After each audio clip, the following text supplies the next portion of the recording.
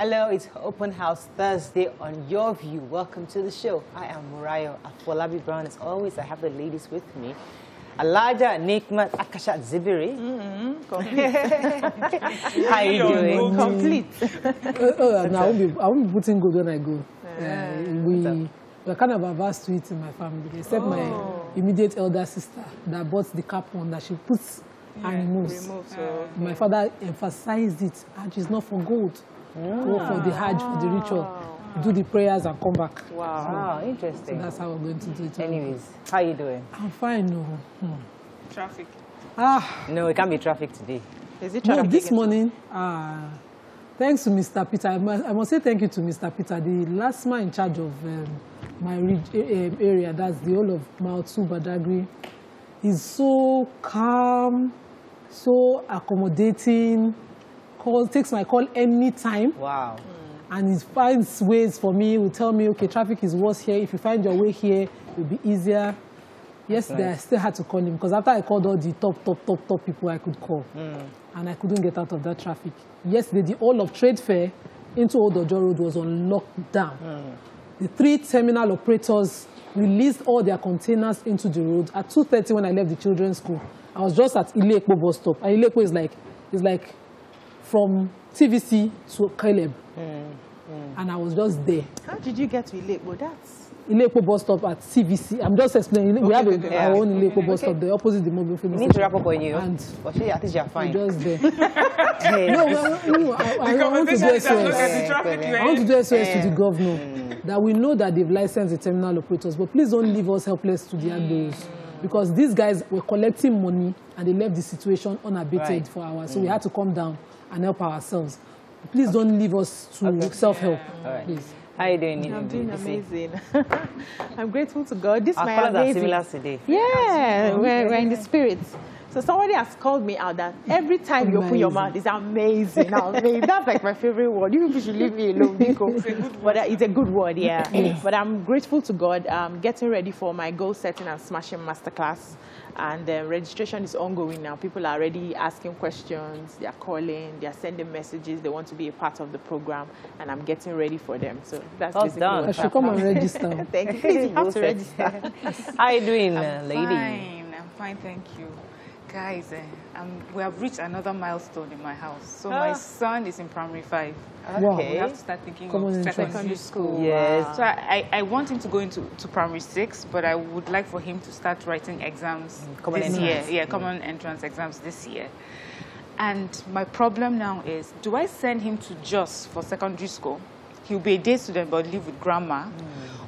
Because it's a much simpler life there. He can close from school, be able to do other things. He will not be stuck in traffic.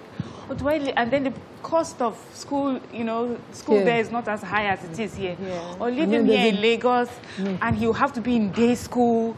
But then there's traffic, there's the stress. So that's where. I think Jos is a good place. I vote for Jos. I wish I had somebody in Jos. My husband is saying, why would you enjoy. take him away from his family and then? Well, he's with No, but it's his family now. Is it grandma? So, you're lucky, you're blessed. You have an beyond. option. Some of us don't have options. That's fantastic. I would Jos love is a to have good place. that option. I wish I had that Family is beyond, just your nuclear family. The ability to even see your old ones. Because we take evening classes now, and I'm talking to Gufran about taking care of your grandparents, because you might lose them. And so every weekend now we try to go. And then she do chores for them. That's an interesting.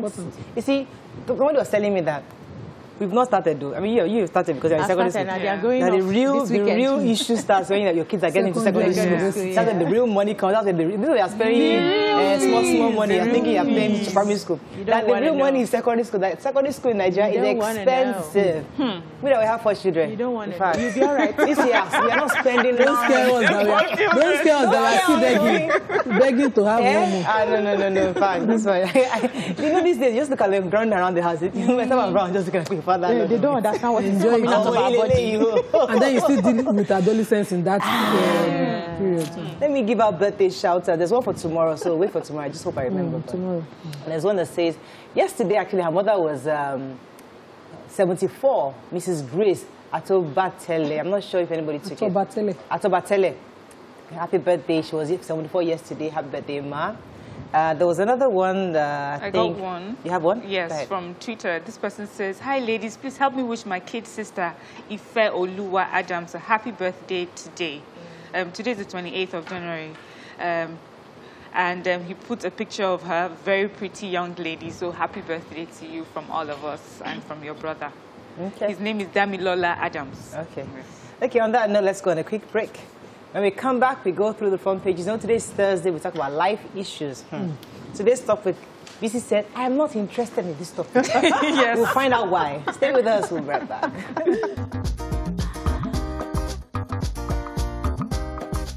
Stay tuned.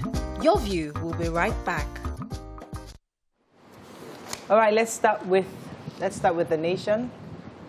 Security, Nigeria in a state of emergency, says Buhari. COVID-19 situation report. Makinde as president for more riot policemen. My home ownership planned by Sanwo-Olu. Internet scam, experts analyze Naira Marley's phone. Okay, which story are we taking in? I could do internet scam first. Internet scam, go ahead. Yeah, please. so we know that Naira Marley, the singer, has been standing trial for money laundering since the 20th of 2019, May 2019. Though he's pleaded guilty and he was out on bail. So he was charged by the EFCC for money laundering and internet fraud charges. So yesterday, Federal High Court put in a CD that had the expert analysis of one of the phones that were found in his custody.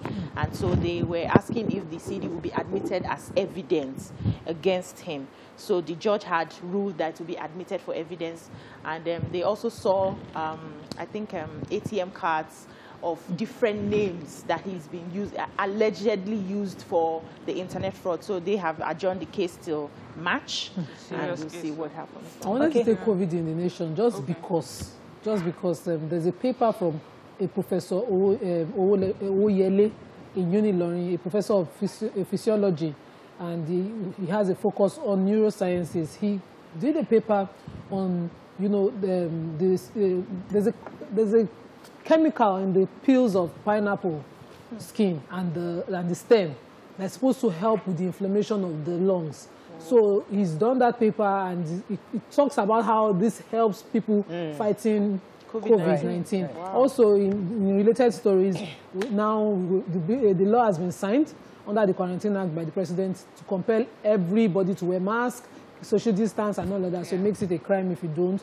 And MTN, what happened? God bless them, have been able to give us give AU, not be us, but they give us to the Africans, $25 million, you know, for about 7 million vaccines in Africa. Wow, that's awesome. Yes. Corporate social responsibility, fantastic. There's another major headline, yes. Major headline. So the president finally met with the newly appointed service chiefs, and he said to them, of course, we're in a state of emergency, and he's expecting patriotism, loyalty, and that they should serve the country diligently. The service chiefs also pledged their loyalty, and he said this is from General Irabo. General Irabo says that on behalf of the service chiefs, I'm assuring the nation of peace and security. We believe there will be value that will be added to the security disposition of the nation. And the president says he will not only be praying for them, but make sure that all that is needed to fight this insecurity will be provided. Very quickly, I wanted to take the Sanwo-Olu story because I'm really excited for Lagosians. You remember he had inaugurated about 250 unit flats in Idale, Badagry. Now he's also launched 2 Lagos Homes projects, one in Iponri with 132 units, and 84 units in Lekki Phase 2 housing project, Ikotap, on the Aja corridor. That's good news because many of us have been asking about Lagos Homes housing schemes. So it's out now, so you can go to apply, and we'll get you more details. I think they're after the former governor, Babatunde Raji Fashola. Oh, really? So his constituency, according to the governor, he said because it's his constituency #1, and he also laid the foundation for all. We tried to get one time like that. I also pray that it will be hijacked by politicians. Yeah, I'm going to start over my application. Okay, moving on to Vanguard. Insecurity, flush out all criminals in your state, Buhari tells Akeredolu. How PIB will promote economic growth, transparency, Minister and NPC say. National Assembly should respond to calls for restructuring, says Shoyinka. Bill Gates tell Nigeria to spend less on vaccination. more on healthcare facilities. COVID-19, we can't force Nigerians to accept vaccines, says Sultan. And Ohaneze General Assembly asked Buhari to consider Igbo for IGP. Which story are we taking? Major headline. Okay. Sorry. So, the Governor Akeredolu drama with, herdsmen and all of that, and the presidency has been laid to rest. So they had a meeting yesterday, himself, the governor of Oyo, and the governor of Osun, I think. And after the meeting, his media aide, his commissioner for media, was saying that the president commended him and insisted that, we're in a state of emergency in Nigeria about insecurity. He's apologized for being unable to meet our security needs, promises that he made to us in 2015, and that the governor of Ondo State should do whatever it takes to flush out criminals from his state. So he's aligning with him in the registration. And a related story, Governor of Oyo State Makinde has also deployed 200 Amoteco Corps to Ibarapa, exactly the area where they had issues. And they're going to try to ensure safety of the farmers and herders who are legally registered to farm or graze in that area. Data. So there's something I like about the trend of this story since this... it's progressive. Yes, it's progressive. Yes, and we're seeing concrete steps that are being taken, Before we've heard about it, we'll talk about it, we're sitting down to discuss it. We need to lead. There was a meeting on Monday, Tuesday, Ekiti, put together their own committee. Next day, that's what we want. That's leadership, effective leadership. So there's a trend of people moving because, of course, there's dry season up north, and they don't have where to graze. But we must have data. You cannot come and destroy my farm and I cannot get redress. Okay, Bill Gates is saying that really concerning pandemic, especially for Nigeria, that the death that we experience is more from the lack of proper primary healthcare services and infrastructure. And that is where we should invest more of our money going forward. Because pandemics will come, another one will come. But what would make you be able to fight them when they come is that the structure itself, the primary healthcare structure, is robust. Right. What was more scary in that article was that the same way he predicted that a coronavirus was going to come, he was almost saying it with certainty that they were going to have another pandemic, which might be more lethal than the one we have, and we need to have those strong. So I'm not scared. If we look at the history of pandemics come periodically. And even religiously, was it not 100 years ago? No, solutions have always been given out for when you have a pandemic. That's what I read in Islamic history. But what I'm afraid of is that the primary health care they have in America did not stop. The UK got to 100,000 deaths. And he admitted that this one, they fell flat on their faces in the whole world. So, but it's going to be worse in Africa. That's what was implying. But it's not that bad. What he's saying is that there's death from pandemic and then there's more death from lack of infrastructure. You're going to talk about IGP. Yes, I want to talk about, first of all, the Sultan of Sokoto and President General of Nigerian Supreme Council for Islamic Affairs. So yesterday they had a program and he was advising the federal government not to mount pressure on the citizens to take the COVID-19 vaccine, that they don't need coercion. What they need is education and information. And he talked about how from 2006, even when he got into the position and polio came, it was because they had conversations with the traditional rulers who worked with religious rulers, and they were able to design people in different areas and got people to take the vaccine. That's what the federal government should be working on, not forcing anybody to take that. There's something called stakeholders management. You have to just do it. They have to run to Daily Sun. How now service chiefs vow to end insecurity. Mariam took that story already. Makinde Oni meets Buhari on Southwest security. 45 military officers submit retirement letters. Yes, sir.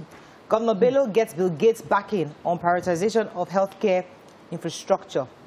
And Orlu Mayhem will resist making Igbo victim of circumstances or Hanezi.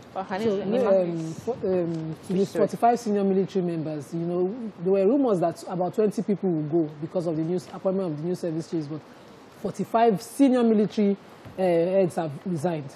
About 25 from the Army, 13 from the Navy, and 10 from the Air Force. And this is not far from the fact that their juniors were promoted to service chiefs ahead of them. And most of them, when they wrote their resignation, they wrote it to the former service chiefs. They did not write to the new ones. Because, of course, there's hierarchy. And that's what the matter goes. I'm wondering, is it not supposed to be time? But we're the ones that are asking for people to be appointed by merit. This now puts more weight on the new service chiefs because you were raised above your superiors. Of course, with high expectations. Please don't fall hands. I don't read now. May we not see... You've talked to the Nigerian talk. You don't fall our hand. In Imo State. So Ohaneze Ndigbo are, saying that they will not allow the Igbos become victims of circumstances of violence in Nigeria, that naturally Igbos are not violent people, they are builders and not destroyers. And they also, reached out to the governor or Hope Uzodinma of Imo State, thanking him for getting involved and getting the federal government to remove the army who were already circulating the whole of Imo State and bringing peace. Then in relation to that, Ohaneze also asked that, the Inspector General of Police will be supposed to retire the 1st of February, along with about some DIGs and AIGs. And they are asking that in this service chief appointments, there is no Igbo person, that at least they should make the IG an Igbo from an Igbo extraction right now. So, anyways, it is well. Our final paper, we have to run the Punch, then human interest story. No, that's immigration officer. Immigration, where is it? That story. I don't have it here. The red part of the bottom. Human interest. I was abducted in church, sold to Fulani kidnappers. That was the immigration spokesperson, PRO. Dad has been sleeping with me for 20 years. His daughter. And Lagos completes 216 housing units in Surulere. Okay, who has the story? Okay, I have the, in Edo State, the public relations officer who was abducted, Bridget Essene. So she said that she was on her way to church, she was followed, and when she was surrounded, she tried to escape, but they had guns on them. They took her into the bush, and after a while, they sold her to another group of heads, and she said these were headsmen that she was sold to. But she's giving the credit for her release to Vigilante Group and the police who came to rescue her. No ransom was paid.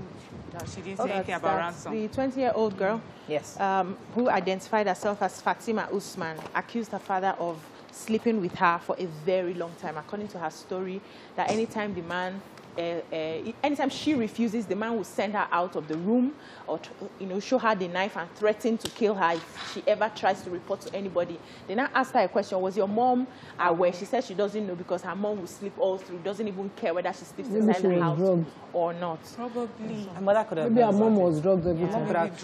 Well, they're different stories. Be aware. But this is a story fairly familiar. Yeah. We hear about this pretty often. It's not funny. I have an Instagram follower presently that's going through that, asking me for counseling and threatening to kill herself. I don't think it's a counseling issue. It's a crime. It's not counseling. So they need to arrest her. But she's been raped by family members and guardians all her life and forced to marry an older man.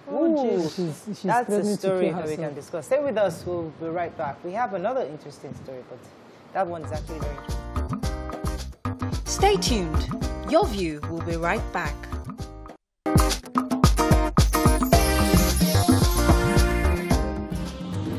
Thank you for staying with us. So, according to reports, Nigerians are expressing outrage over the sacking of a police female corporal because she got pregnant out of wedlock. They slammed the Nigeria police force over what they described as discriminatory and called on civil rights groups to fight for this woman.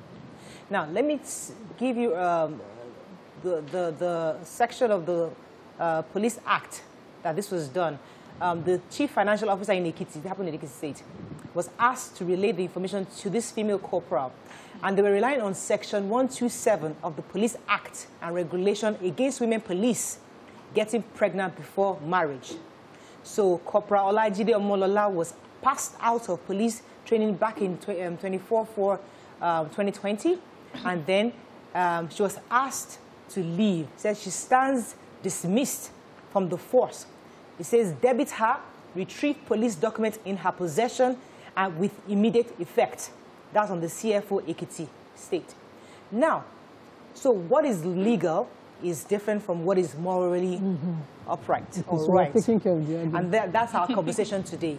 Yes, we know based on their law, she was rightfully dismissed. But the question therefore is that, is this law discriminatory? And if it is, why does this kind of law exist? Or is it the right thing to do for a police? Is getting pregnant against the the kind of work a policeman does. So can that affect the nature of their work? Can it affect the nature of their work? Yes. Okay, may I quickly say that the law itself, it's an outdated law. It's been repealed and amended already. Yes, that's September 2020. Yes, 2020. So according to the new law, she has not committed any crime. So I think the police should go back to the law that is what they are using currently and not judge her case based on the law that has been amended already. Now, if you follow the new law, she has not committed any crime, and I do not see why she should be dismissed and her salary stopped, except there are other things we do not know that has transpired. So you're saying that the CFO is depending on an outdated law. Outdated law. According to what according to the new law, you still require permission from your superiors to get married. That's the old law. No, that's the new law. No, that's the new law. Let me get it for you. You now require permission from your superiors to get married. So the old law was that within a certain period of time, because that I'm aware of even with the NDLEA, is that 3 years you should not get married or get pregnant. And you require the permission of your superior to proceed to get married. But I don't know whether it still covers not getting pregnant. So this was the Punch's report, and he said part of the old law, which has been repealed, also made it compulsory for police women to seek the permission of their superiors before getting married. All this is outdated as we speak. So based on the new law, what the position the police has taken is quite discriminatory, if you ask me, and they should, give us more reasons, if anything, if they are going to follow up on dismissing her, it's not about, it shouldn't be tied to the fact that she got pregnant out of wedlock. Let me hear your thoughts, because I'd like us at some point to pack it and then talk about should women be discriminated against based on their pregnancy status or not. That's a different conversation, but let me hear your thoughts on this issue. So for me, first of all, because I also, after reading the story, I also read the part where it says the law had been repealed as recently as September 2020, and that the police force was not aware, the police command in charge was not aware, of course, rang a bell concerning many other things that police officers seem to be doing despite the new laws. So we have people ask, when you find someone in an emergency situation, person shot, you're supposed to treat the person, but hospitals will say to you that the police officers do not care. If you go ahead to treat them, they will still be prosecuted for that. And so it seems that the police needs more education. They need to be aware of the laws. They need to be aware of the Constitution and follow it. So they need better training concerning that. Secondly, of course, it is discriminatory, and I'm sure that's why it's been repealed, because if you say for a woman not to be pregnant, for being pregnant out of wedlock, the man who impregnates her, if he's in the force, or a man who impregnates a woman and he's in the force, does he get the same sack as the woman? So I'm happy that when, as a country, we have moved ahead. Do you understand? It would have been really sad that we're discussing this and saying, please change the law. But we have changed the law. We're asking that people understand May I it. Quote Sunday Abutu, who is the police public relations officer for Ekiti State. He said, it was the Police Act Section 124 that was repealed by the court and not Section 127. Section 127 still stands, and Section 124 talks about women police taking permission from the commissioner before getting married. It says, Section 127 says, any police officer who is unmarried and eventually gets pregnant shall be disengaged from the force. It is in the Police Act and regulation. It is a regimented organization, and we have our rules and regulations which everyone must comply with. So even in the military, we are aware that, these rules apply until you have certain, and some people have to flex contacts within any of these paramilitary or military force to vacate these laws from applying to them. We know that it exists, but we know the nature of their work. And the truth is, for some people, for the kind of pregnancies that I have, imagine, I know this law is not discriminatory and Are you joking? Against me. The kind of pregnancies I have, I can't be pregnant and practice civil law. I remember. Do you understand? So for some women, pregnancies are tough. For some women, it's a piece of cake. But we cannot generalize this law and say that the law was made without consideration to everybody, because they know what they might have to deal with. We know in some simple businesses where women are pregnant and they constantly slip through work.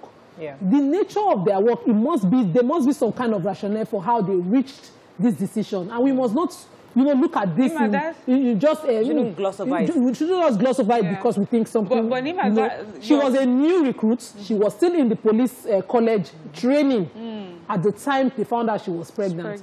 And and she had contravened the law based on that ground. I think we must consider that along with the kind of work she's taking. But so if we were to fight her cause was, if there was no maybe she was already in the force and they could find a replacement for her while she goes back and finish with the duration, which is just 9 months, deliver the baby. I'm a bit confused because for me, what I get is that she was sacked because she was pregnant out of wedlock, not because she was pregnant at all.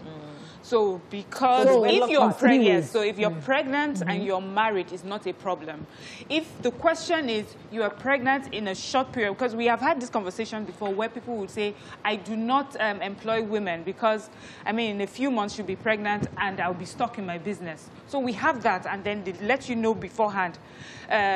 If you are willing to work here, you would be, the first few years, you promise not to be pregnant. If you are pregnant, we'll have to let you go. But this is out of wedlock. And I do not think, now morally, of course, nobody is here preaching having babies out of wedlock. But the thing is, should it be the place of your employer to determine how you father your child? Do you understand? That's a fantastic question, Mary. Let me go on a quick break. When we come back, we'll discuss that. We'd like to take some tweets on it because that's exactly the question we want to discuss. Should your employer be the one to determine who fathers your child? Stay with us. We'll be right back. Stay tuned. Your View will be right back.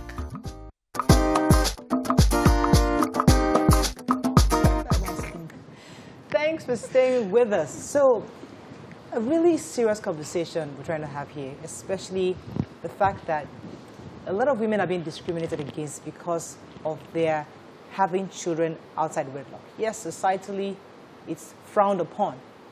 However, many women find themselves in that position not because they chose to, but circumstances of life happens.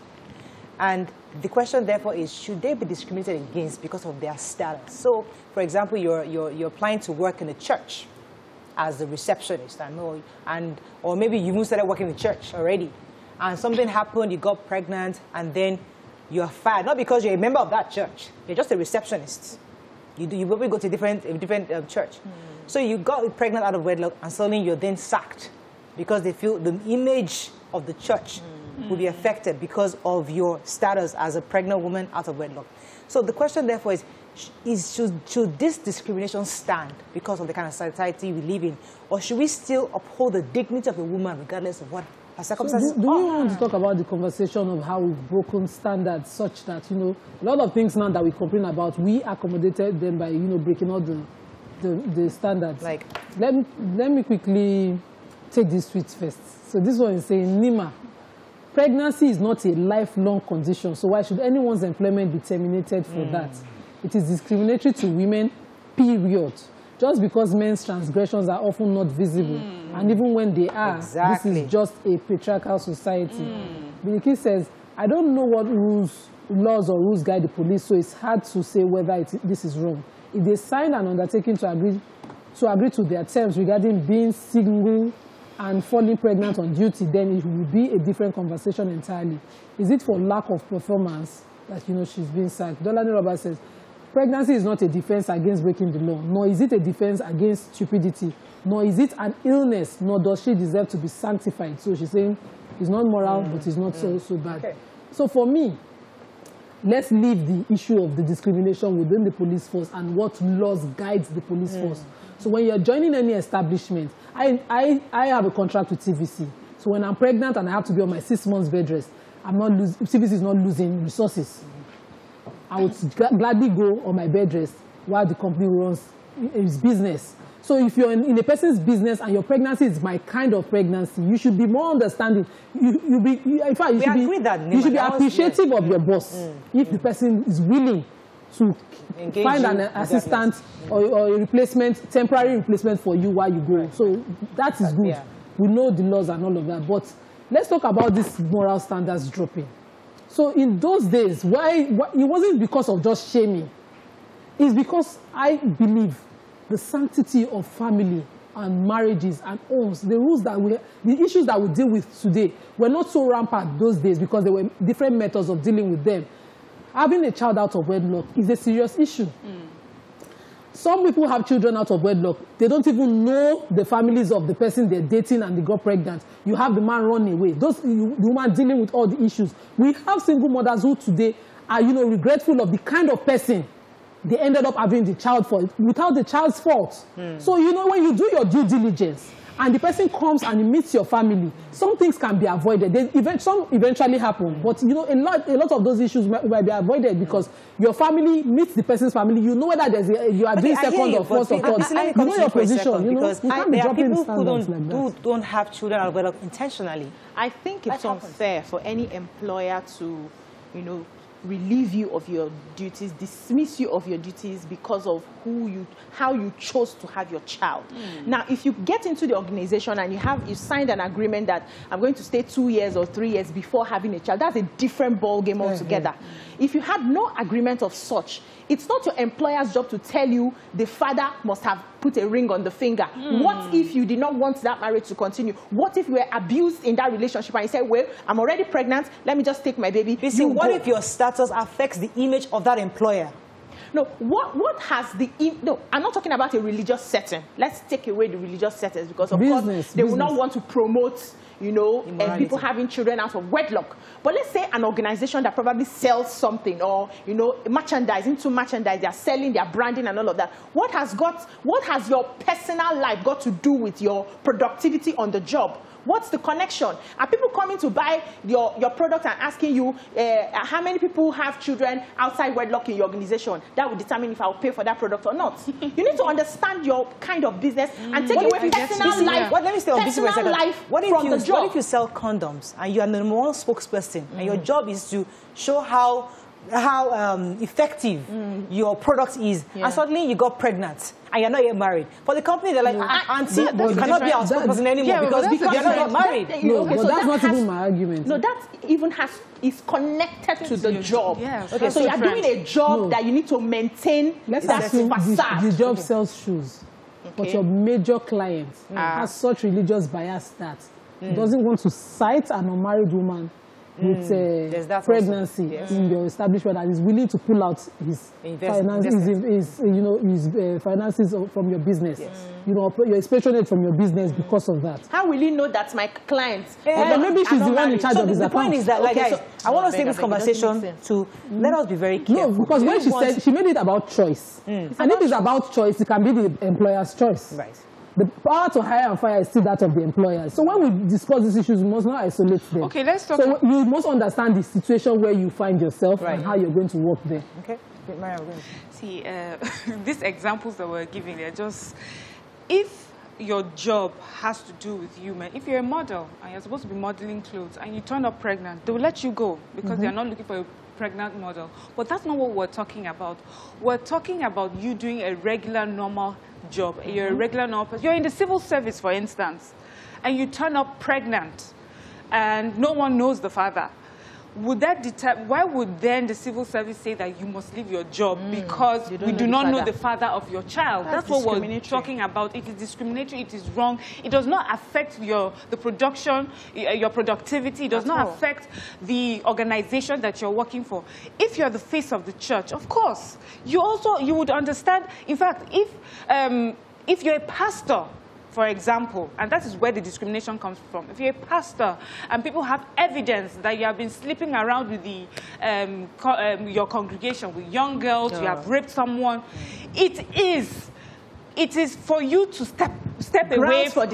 Yes, you have to step away from that position that you find yourself, because you're supposed to be showing to people that you are of a certain moral standard. But when people keep you on and blame the victim, do you understand? So when we talk about women and getting pregnant, this is what we're talking about, that for some reason, the burden of guilt, the burden of shame, the burden of responsibility falls on the person who has the physical embodiment of what has gone on. Physical evidence. May I just agree with you? I want to agree with her. Let me agree with you that it's not about when a person is pregnant, it shouldn't be that person alone who should carry, but let's not make them victims. So let's assume that it's two mutual adults having a relationship and they get pregnant.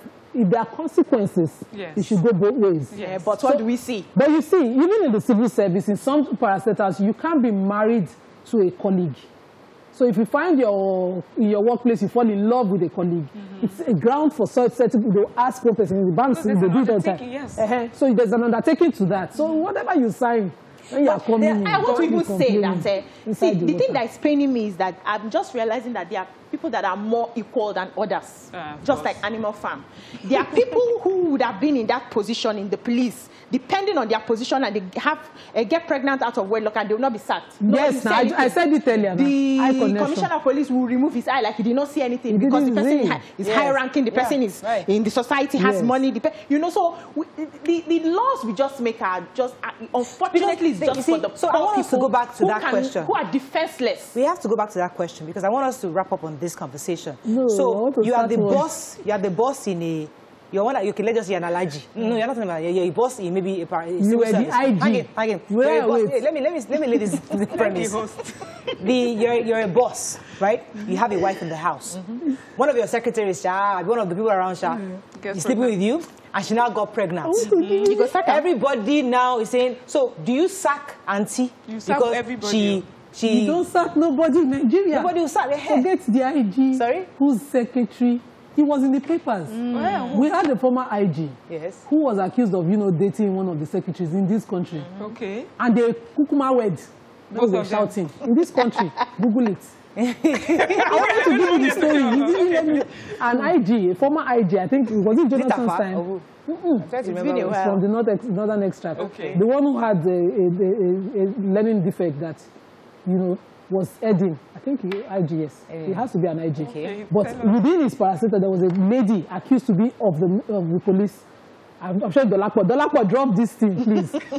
Who was supposed to be dating him. What we saw after we were shouting in the paper, they do wedding. Everybody shut up. Say, okay, so what? So my question is, do we do a law to protect a woman who has gotten pregnant out of wedlock because life happened to her, not because she intentionally went out there? There has to be a law to protect that woman. And that's what the law is. So every general rule. So are we saying that that person that impregnated her must marry her? No, thank you. So every general rule, there are exceptions. Let's do a law that such women are not discriminated against because of their pregnancy, except productivity is affected. At work is affected because you cannot use your condition to affect the business of another person.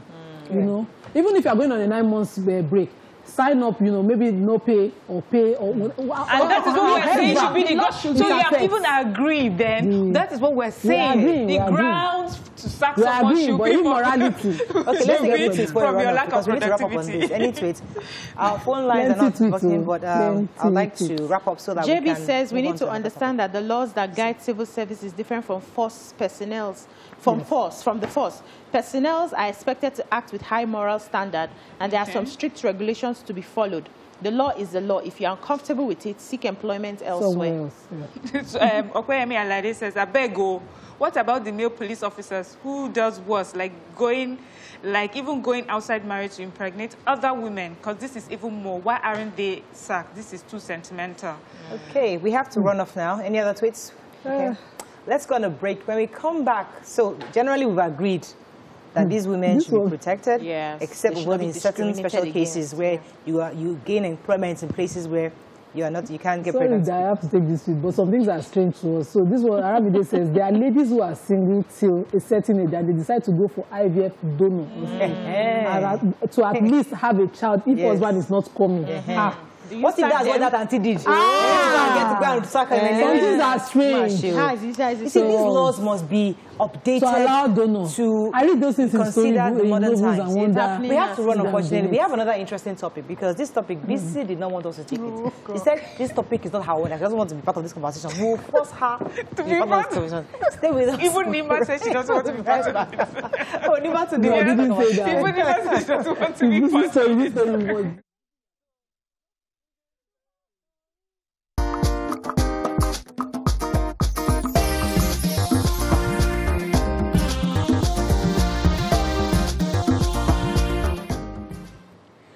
welcome back. Nima, you're right too. IGP, Ibrahim Idris, you're right. Google it. And remember that time the headline was police officers permitted to marry police officers. Hey, let's drop it. Come on, let's leave it. Moving on. As you said, all men are equal. Some men are more equal. Moving on. Background. So, a popular Nigerian billionaire is presently trending for celebrating his Moroccan wife. Now, he's known for having several wives. And some of us were thinking, how are these women coping? Yes. Albeit in flangering in all the plenty money. So the question is, how do women in polygamous marriages cope, especially when the men are older and can almost pass for their father? I mean, that's even by the way. How do you cope in a polygamous marriage? I'm going to come to you, BC, because I know you told you want to talk about this topic. But the truth is, we have to confront the reality that there are rich men out there willing to accommodate as many. In fact, one of for 7 women. Yes, now one of my, I'll call her my wife, not because I know her, the guy she's dating, but she's dating somebody that is really popular in Lagos. Ehi, our wife. Ehi, what's her surname? Ehi what? Ogbebo. She's our wife now. She's not yet officially married though, but we call her our wife because she's willing to marry us regardless of all the plenty children we already have and all the plenty women we've already had in our kitty. But she's willing to enter the circle, not for the money because she has her own money. Yeah. But the point is that she's willing. So should we begin to encourage young girls that if you find a rich man that is willing to accommodate you amongst the others, join now, at least you've entered marriage.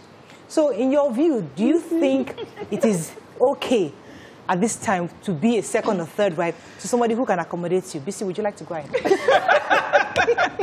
You just want to set me up today. Like, when I saw the topic, I was like, what? Not me. I hate polygamy because I was born into it. And I understand firsthand the strife that goes on. I understand the struggles. I understand the hate that the different children have, no matter how they claim to be in unity. There's always this, my mama pikin, you know, be our own. Now my mama get this one. There's always this blood tie that, separates the children of one mother from the other children, no matter how strong their father is. Except, of course, the man is there full time to insist that things must go the way it is. But with the way all these big men are, they're mostly outside, hustling for money, traveling for one business. So they really do not understand the sort of environment that their children grow up in. It breeds a lot of envy, jealousy. You learn to fight for everything that you have. It's not something I would ordinarily want somebody to get into. And I'm naturally someone who's very jealous. I don't like to play second fiddle. I can't play second fiddle. I don't like it. I believe that I have the capacity to get my own fresh man. If you say you want to come and join me, you know I'm the first person there. You come, you see me finish, say, I know full rich, Abi, you won't come join. Come and meet me, they're waiting for you. But for me to go or advise somebody to go as a second place, third place, oh no, please. Okay, I hear you. Thank you very much for helping us to set that ball rolling. Now, I know of a family where the father is wealthy. He has a family in the US. They live in a very highbrow area in New York, and they are comfortable. He has another family in Nigeria. Everybody is happy. They are living parallel lives. Onika Luku is staying in their lane. And they are happy, and he's managing both. When he comes to the US, 2 weeks, they do all their flangering. When he comes to Nigeria, he shuffles well because he has the money and the ability to.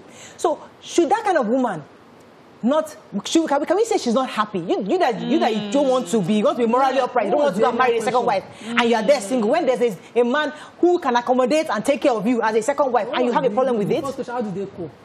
Yeah, that's true. Learning to mind your business. Exactly. Knowing your place. Yeah. Taking your position. Knowing your place and minding your business. That's difficult. So the one in America, American teens and running teens here. And the one here is running things here. And the guy can eat egusi and still eat ogola, and life is good. Oh. But you know one thing, one truth is, polygamy is not for every man. Or woman. Even in Islam, that polygamy is limited. It's not for every man. It's also based on capability. Some men focus on their libido when they talk about polygamy. Not provision. They forget the very important part of provision. And when the Quran says, do just between them, it's about the comfort equally. So you now come and say, I cannot mention this person's name. Say, all the women, you cannot blame one woman for struggling for better life for her children. You why you are not struggling. That's not what the Quran says. The Quran did not put your opportunity of polygamy on the women's ability to provide for themselves. It's on you. Your ability. So if I feel slighted by what my elder wife can provide for herself, you must make up. And I'm looking at you're allowing her, there's no balance. Because I know a polygamy setting where the senior wife is the well-to-do one. But she's generous-minded. And that's why I've seen the beauty of polygamy a lot. She is the one that has money. When she does her shopping, when it's Ileya time, she will buy the same set of clothes. She will send it to her younger wives, and they don't have envy. On the day of the Eid, they will come to the Eid and will be seeing colors. The women, the gold, everything. The hijab doesn't sit like my own. It sits behind the ear because you must see the gold that is just dropping from Saudi.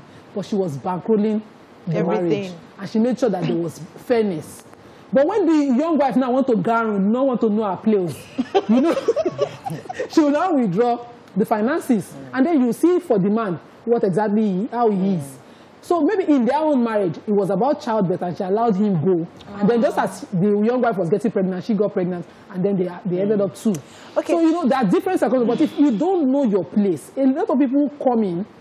And not only do they don't know their place, they don't have the generosity that they expect of the person they are coming to meet. Okay, let me pause it for a second because there are two things that we've raised. Issue is how you manage a polygamous marriage. One. Two is, do we encourage people who are single and they would like to marry somebody to consider a man who is also willing to make them a second wife? Because many people say, I can never be a second wife. But if he's willing to put a proper structure in place to take care of you, maybe far away from his first wife, should we as a people begin to encourage that outside the religious aspect or provisions? Should we begin to encourage young girls who are willing? I would not want to encourage any young girl to go into a setting that has a man and his wife and his children. And this is why I say so. Unless this agreement is amongst them all. So the husband is saying, I want another wife, and we are going to have this conversation, and I need to also get your approval to do this. Then we know that everybody in that arrangement has agreed and has endorsed this. Because what happens is you get married to someone, and there's almost an unspoken agreement that this is just the two of us. And a few years down the line, you have more money in your pocket, you have more influence, and you think, man, maybe you need to add one more person. In that conversation, at that time, then you must have the conversation with that old wife. And the new girl, if you are thinking of going into a relationship with a man, then sit down with the first wife and find out how she feels about it. But now we have also a culture where, so for us, we have a culture where it's acceptable. So for a regular Nigerian girl, it will not be out of the blue like this happened to her. She may cry and she'll have people who will help her. Ma'am, let me pause you for a quick second because we have our case study, the Moroccan girlfriend. Yeah. The girl in the house, we've not seen her complain, but does she have a right to complain? So that's what... So does she have the auntie? No, she doesn't have the girl that is in the house. Does she have a right to complain? The immediate senior. I'm talking about the girl, she does not have a right. The immediate senior. No, she does not have a right. Why doesn't she have a right to complain? Complain about what? If she came and met somebody, that is how she met a tradition. So you met... But there's somebody after her now. She should complain. No. So the thing is, you came, there's a way married... See, there are different kinds of marriages, and there's the memorandum of understanding in running the different types of marriages. So you're now in a polygamous home. You know that in the polygamous home, the man has the right to enjoy each wife fully until he's done, then he can enjoy the next one. And then he has the right and the authority to decide who the flavor of the month or the week is. And it may not be you for a very long time. But when it is your time, you will enjoy it. And then for some, although this is what we say all the time, many people think polygamy only happens amongst rich people. There are some men who do not have a lot of money, but they have many wives. So there may be different reasons why women are married to a man that has many wives. But if it is money and he's providing that, if that's the reason you got into polygamy, if that's what you expected of him, and he's providing that for you, I would not expect that person to have a problem with who he carries out and who he shows up. So, Mara, let me stay you for a minute. I'll come to you, BC, because there's a young girl right now who is single, and she's looking at that auntie. What's her name? Regina. Okay. Or the guy. Yes. She's looking like a Regina. Regina, thank you. Regina Daniel saying that Regina is settled, though. She has the child. She's happy. She's going, and she's happy. And me, I'm here doing big girl that I can't date a married man. I can't date compare myself to her now. Did Regina take the right step, or do I take that kind of step that Regina takes to ensure that even though, yes, I might not have the AB relationship with the man, but at least he has provided for me?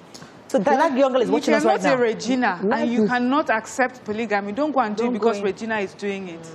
What will make you happy in your marriage? If you're the sort of person that is a one man, one woman sort of person, stay there. Okay. The truth is, the happiness of marriage is not only about the material things that you get from it. Many people have been said, they tell their stories of being married to very wealthy people and they are unhappy. And for me, my prayer for my child is whoever she ends up with is someone who makes her happy, and that what she wants from marriage is what she gets from that marriage. I think in our culture, we lay emphasis on security when it comes to marriage. So you want someone to be able to take care of you.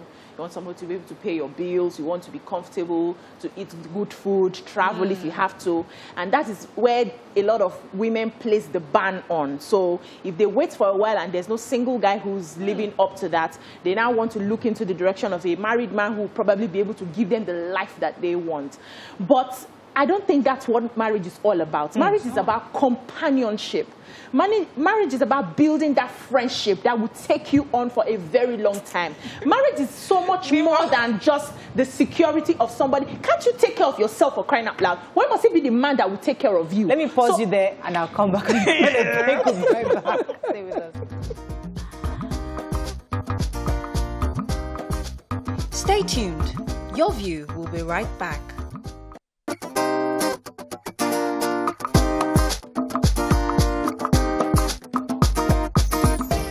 Thanks for staying with us. So before the break, BC was saying that companionship is critical in a relationship. But Nima then said, who companionship help? He helped me. Because you can have companionship in one flat room all your life, and it's your best friend, and you're staying in that room, and there's no progress. No family growth. But he's your best friend, what he loves you, progress? and there's no progress. So there are different ways, and it depends on what you want in life. I would like to take a few tweets and let us hear what so Onyeka here says, this is what Chinwe Talago calls Ekwensue romance ya mami water.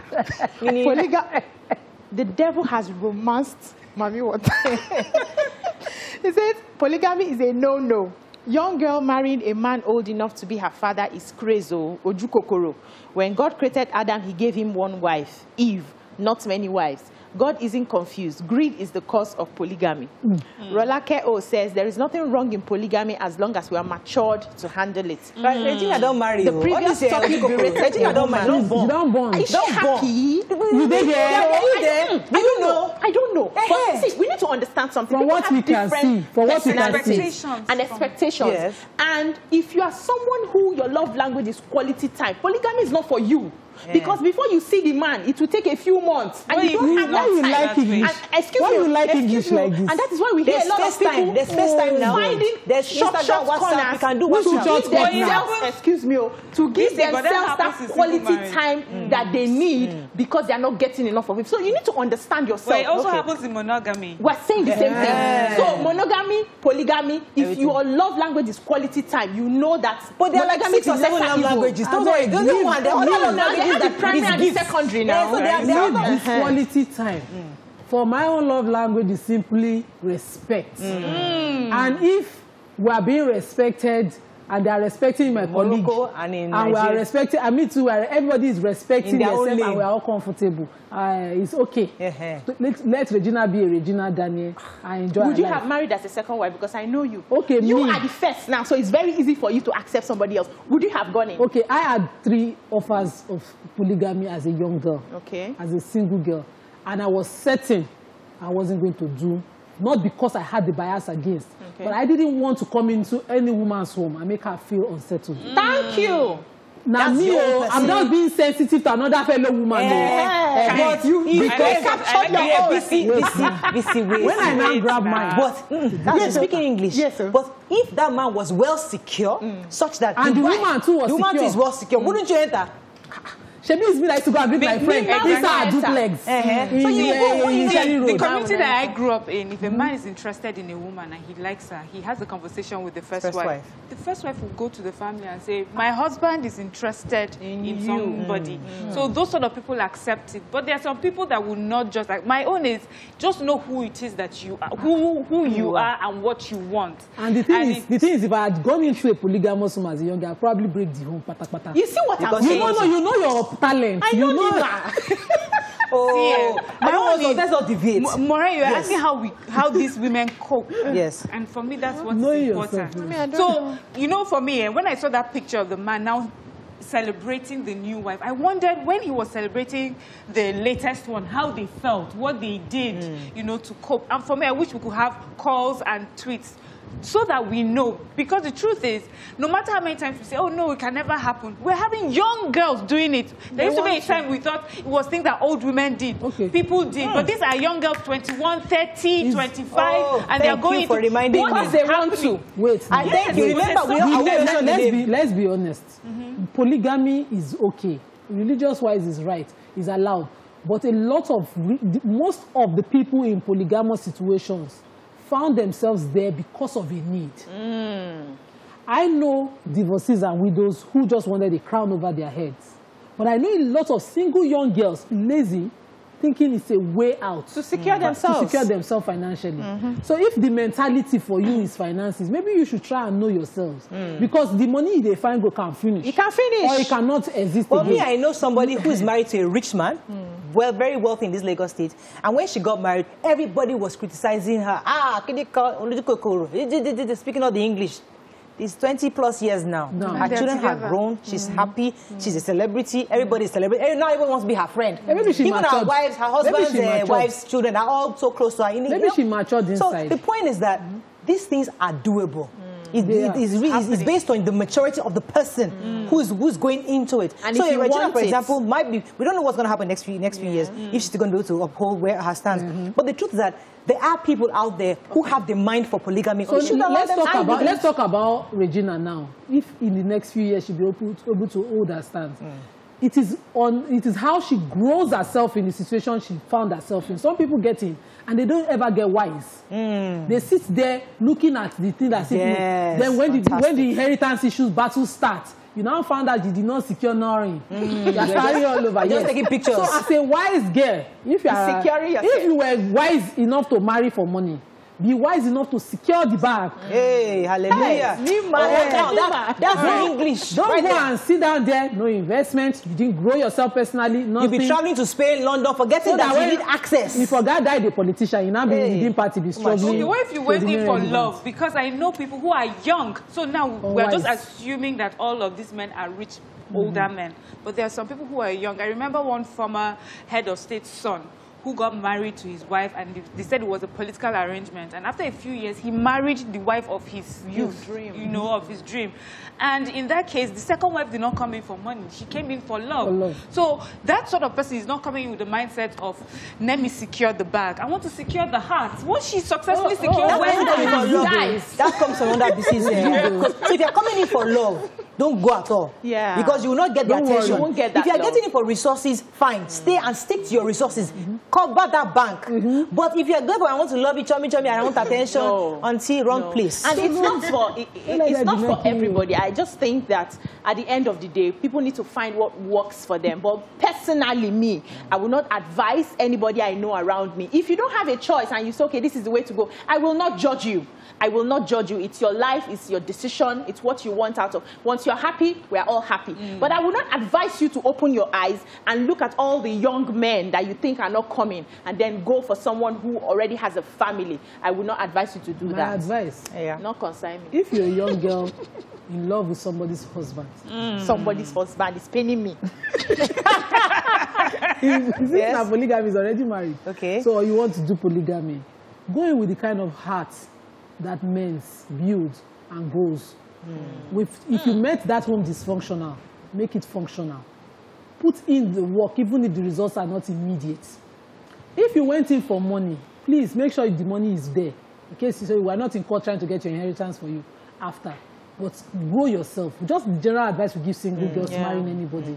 If you're married, grow yourself, invest in yourself. If it's your knowledge, your business, something, have something that you know you can fall back on. Don't go there, open your mouth down while you're sleeping. What if the man does not let you? We're wrapping up now. Can I take this? Mr. Deborah says no amount of wealth can replace happiness. If you go into a polygamous relationship, to be ready to sacrifice your happiness for wealth or clout, you can't have it both ways. What about men that don't let you? That's not true. No, we're assuming that the man will let you grow. There are men who marry you, they just want you to stay at home, eat what I have, and you can't work. No, you can grow yourself. You don't know yourself, If you do not know yourself, you enter. You will not, they will tell you that. Before you enter that marriage, be sure you're not an entry. Because we are all there for different reasons. Because we have had successful people in polygamy marriages, and they are happy. Plenty.